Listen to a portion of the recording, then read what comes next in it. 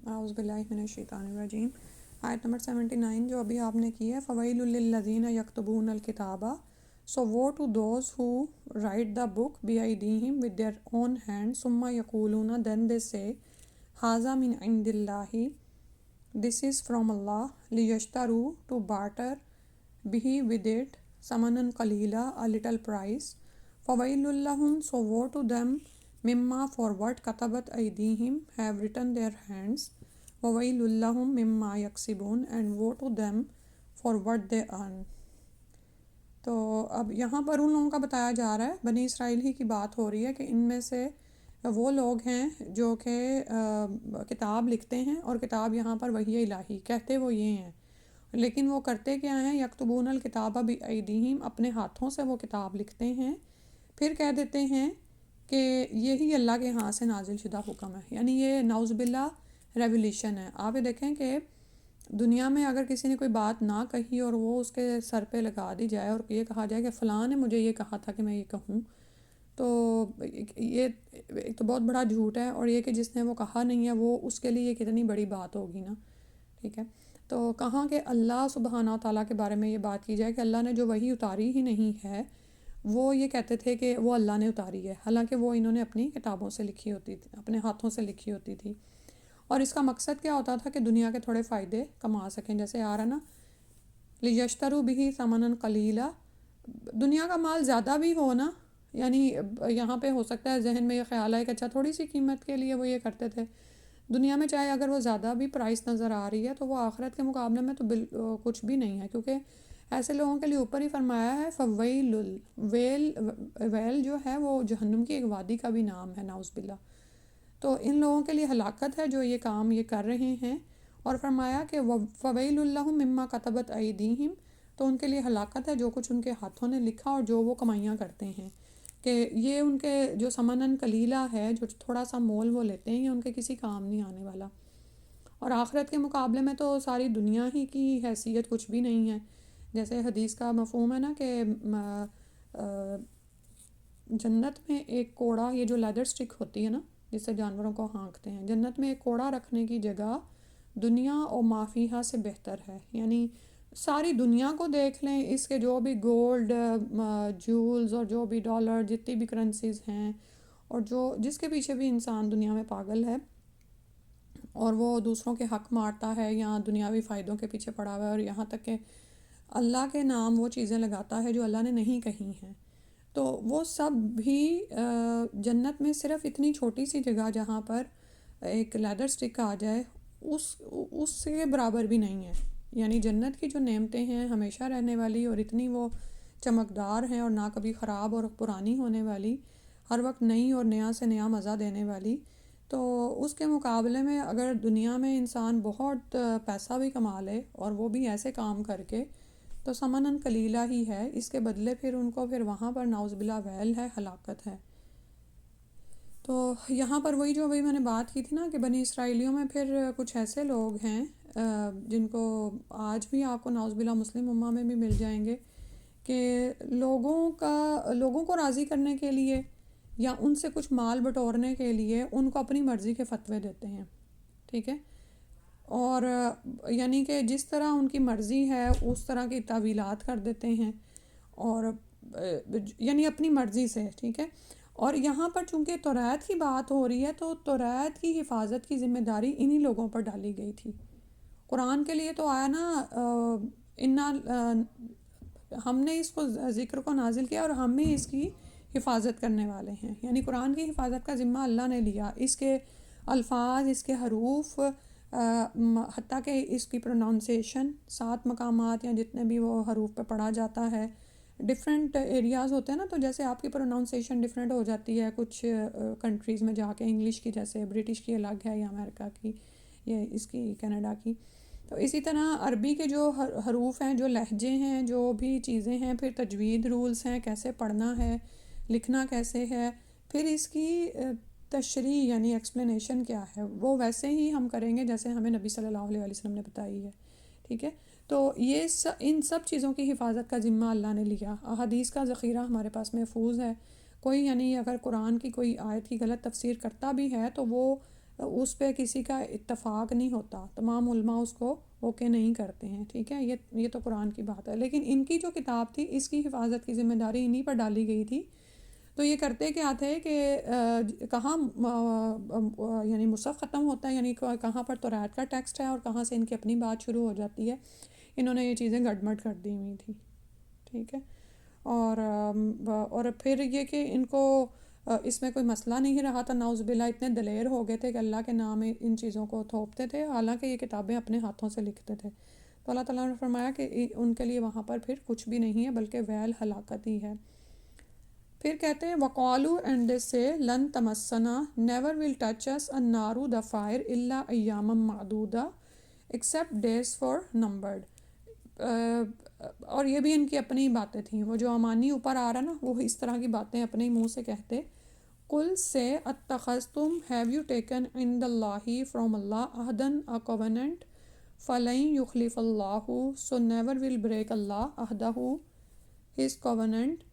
ام تقولون or you do say Ali Allah against اللہ ما لا تعلمون what not you know۔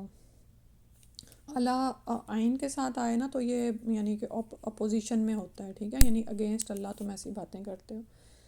تو اب یہ ان کا ایک اور خام خیالی تھی، ایسی حرکتیں بھی کرتے تھے اور پھر کہتے ہیں کہ ہمیں آگ نہیں چھوئے گی مگر گنتی کے چند دن۔ تو اللہ تعالیٰ نے فرمایا کہ آپ صلی اللہ علیہ وسلم ان سے پوچھئے کہ کیا تم نے اللہ سے کوئی وعدہ لے رکھا ہے کہ جس کی وہ خلاف ورزی نہیں کرے گا، یا تم اللہ کے خلاف ایسی باتیں لگاتے ہو جس کا تمہیں علم ہی نہیں ہے، ٹھیک ہے۔ اور ایسے ان کے خیالات کیوں تھے؟ کیونکہ یہ اس بات پر بڑے وہ یعنی کہتے ہیں جسے فخر کرتے تھے کہ ہم انبیاء کی اولادیں ہیں، اللہ کے محبوب ہیں، تو ہمیں آگ چھوئے گی تو مگر چند دن ہی۔ اب سوچنے والی بات ہے کہ دوزخ کی آگ تو حال اس کا یہ ہے کہ وہ 69 ٹائم دنیا کی آگ سے کہیں زیادہ دگنی ہے، اور اس کو اتنے ہزاروں سال تک دہکایا گیا ہے، اور وہ اب بالکل وہ کالی سیاہ ہے، ٹھیک ہے۔ اور اس میں جاتے ہی جیسے قرآن ہمیں بتاتا ہے کہ چہرے کالے ہو جائیں گے، یعنی کالے کا مطلب ہوتا ہے جیسے بھنی ہوئی بکری ہوتی ہے نا کوئی پاکستان میں آپ کو یاد ہو،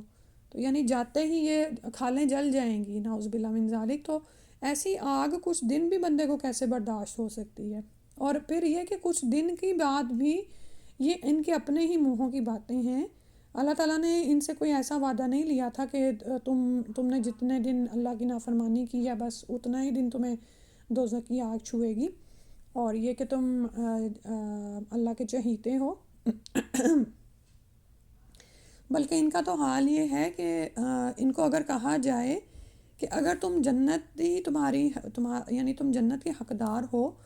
تو آج مرو اور جنت لے لو، لیکن ان کا یہ حال ہے کہ یہ دنیا کے لیے مشرکین سے بھی زیادہ حریص ہیں، یعنی یہ تو چاہتے ہیں کہ ان کو ہزاروں سال عمریں دی جائیں، تو یہ دنیا میں ہی رہنا چاہتے ہیں اور دنیا کے ہی فائدوں میں پڑے ہوئے ہیں۔ تو یہاں پر دراصل فرمایا جا رہا ہے کہ اللہ نے ان سے کوئی ایسا وعدہ نہیں لے رکھا، وہی عقائد جن پر ایمان لانے کو ہمیں کہا گیا ہے، یا وہی شرائط کے ایمان اور اعمال صالح ہی انسان کو بچانے والے ہیں، وہ سب کے لیے یکساں ہیں۔ یعنی یہ نہیں ہے کہ اگر کوئی نبی کی اولادوں میں سے ہے، یا یہ کہ جیسے ہم ہی دیکھیں، اب ہم بھی ایسا کوئی عقیدہ اگر کوئی رکھتا ہے کہ چونکہ ہم نبی صلی اللہ علیہ وسلم جو افضل الانبیاء ہیں اور ان جیسا کوئی نبی نہیں آیا نہ آئے گا اور وہ خاتم النبیین ہیں، ہم ان کی امت میں سے ہیں تو ہم بخشے جائیں گے، یا یہ کہ ہم ان کی شفاعت حاصل کر لیں گے، تو ایسا عقیدہ رکھنا بالکل باطل ہے، صحیح۔ بلکہ اللہ سبحانہ و تعالیٰ نے جو قوانین بنائے ہیں اس کے مطابق ہی سب کے ساتھ معاملہ ہوگا، اور شفاعت بھی اسی کے حق میں قبول ہوگی، نبی صلی اللہ علیہ وسلم کی شفاعت بھی اسی کے حق میں قبول ہوگی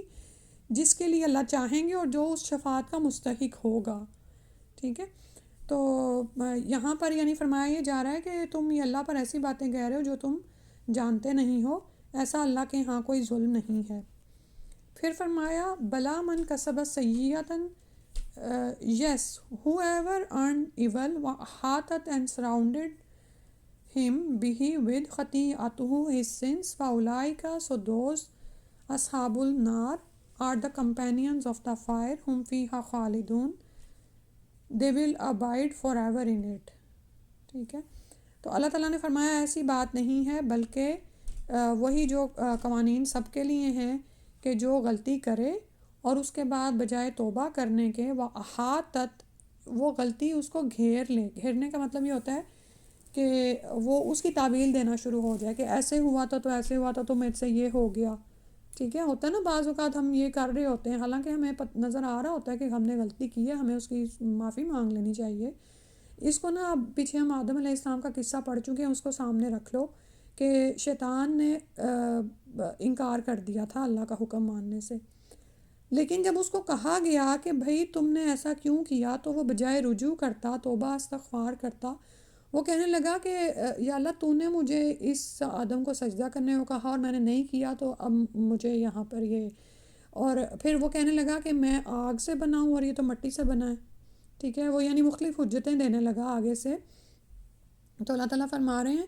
کہ یعنی ہمارے سیکھنے کی بات اس میں یہ ہے کہ غلطی ہم سے ہو سکتی ہے، لیکن اللہ نے توبہ کا دروازہ کھلا رکھا ہے. لیکن جو شخص غلطی کرتا ہے اور پھر وہ غلطی اس کو گھیر لیتی ہے، وہ اسی سن میں پڑ جاتا ہے، اپنے آپ کو جسٹیفائی کرتا ہے، تو اور اس کے بعد آگے بڑھ کر پھر ایسا شخص واپس نہیں آتا حق کی راہ کی طرف نا. یعنی کوئی شخص ہے ایک نماز چھوڑتا ہے، خیر اللہ تعالیٰ رحیم ہے معاف کر دیں گے، پھر وہ اگلی بھی اسی امیدوں پہ چھوڑ دیتا ہے. اس کو اس طرح سے سمجھ لیں. ٹھیک ہے، اور پھر وہ کرتے کرتے اپنی مرضی اپنی ہی راہ پہ چل پڑتا ہے، اپنی خواہش نفس میں پڑ جاتا ہے. تو ایسے ہی لوگ جو ان سے ہیں، پھر اللہ تعالیٰ نے فرمایا they are the companions of fire. Companion یعنی ساتھی جو ہمیشہ ساتھ رہے. آگ ہی ان کے اوپر ہوگی، نیچے ہوگی، دائیں بائیں ہر طرف. ہم فیہا خالدون، اور وہ اس میں ہمیشہ رہنے والے ہیں. کیونکہ قیامت والے دن موت کو تو ذبح کر دیا جائے گا. جو جنت میں چلا گیا وہ وہیں کا وہیں، جو جہنم میں وہ وہیں کا وہیں، اور موت کبھی نہیں آئے گی. پھر اگلی آخری آیت کرتے ہیں والذین آمنوا وعملوا الصالحات and those who believed and did righteous deeds اولئک اصحاب الجنہ those are the companions of paradise hum فیہا خالدون they will abide forever in it. اور یہاں پر جو دوسرا گروپ ہے وہ کون سا ہے؟ جو ایمان لے آئے، یعنی وہ تمام عقائد جو اللہ سبحانہ تعالیٰ نے ہمیں ریویل کیے ہیں ان کو مان گئے، اور اس کے بعد اس کے مطابق انہوں نے نیک اعمال کیے. اور نیک عمل کوئی بھی ایسا عمل نہیں ہے جس کو کوئی کہہ دے کہ یہ اچھا کام ہے. ٹھیک ہے، یعنی آپ یہ دیکھیں نا کہ ہم سب کی چوائسیز ڈیفرنٹ ہوتی ہیں. کوئی بھی انسان کسی کام کو اچھا سمجھ سکتا ہے، کوئی دوسرا کہے گا کہ نہیں یہ مجھے اچھا نہیں لگتا، میرا اپنا کوئی کام ہے. تو جب بھی الصالح کی بات آئے گی نا قرآن میں، تو یاد رکھیں اس کا مطلب وہ کام ہے جس کی دو شرائط ہیں کہ یہ اللہ کے لیے کیا جائے، اللہ کی خوشی حاصل کرنے کے لیے. ٹھیک ہے، اور نبی صلی اللہ علیہ وسلم کے بتائے ہوئے طریقے کے مطابق. ٹھیک ہے، اعمال صالحہ کی جو دو شرائط ہیں نا، وہ میں آپ سے پوچھوں گی نیکسٹ ٹائم، اور یہ ہم نے ذہن میں رکھنی ہے تاکہ ہم کبھی کسی وقت بھی کوئی کام کریں، حتیٰ کہ ہم اپنے ماں باپ کا حکم بھی مانیں تو اس لیے کہ میں اس کے ذریعے سے اللہ کو راضی کر رہی ہوں. اس میں میرا اپنا کوئی مفاد نہیں ہے کہ میں ماں باپ کو راضی کروں گی تو مجھے ڈالرز مل جائیں گے، جائیدادیں مل جائیں گی، ایسے وہ عمل صالح نہیں بنے گا. ٹھیک ہے، ماں باپ کے کہنا کیوں ماننا ہے؟ کیونکہ اللہ کا حکم ہے، اللہ کو خوش کرنا ہے. جیسے آتا ہے نا کہ باپ کی رضا میں اللہ کی رضا ہے اور باپ کی ناراضی میں اللہ کی ناراضگی ہے. ٹھیک ہے، اور دوسرا کام کس طرح کرنا ہے، یہ طریقہ سیکھنا ہے کہ نبی صلی اللہ علیہ وسلم اس کام کو کس طرح سے انجام دیتے. یہ دو چیزیں ہیں اعمال صالح کی. تو جو شخص ایمان لائے گا اور عمل صالح کرے گا، یعنی ان شرائط کے مطابق، وہ کسی کے دکھاوے کے لیے کام نہیں کر رہا، وہ اپنی مرضی کے مطابق نہیں چلتا چلا جا رہا، بلکہ وہ اللہ کو راضی کرنے کے لیے کر رہا ہے اور نبی صلی اللہ علیہ وسلم کی سنت کے مطابق کر رہا ہے، تو پھر یہی لوگ جنت میں رہنے والے ہیں اور اس میں ہمیشہ رہیں گے. ٹھیک ہے، تو اور یہ بھی وہ ہمیشہ کیا ہے؟ ہمیشہ ہمیشہ کے لیے. نہ تو وہاں پر موت ہے، نہ کوئی بیماری دکھ تکلیف ہے، نعمتیں کبھی پرانی نہیں ہوں گی. اللہ سبحانہ تعالیٰ ہمیں عطا فرما دے. آمین. اللہم انا نسألک الجنۃ ونعوذ بک من النار. آمین. سبحانک اللہم وبحمدک اشہد ان لا الہ الا انت استغفرک واتوب الیک. السلام علیکم ورحمۃ اللہ.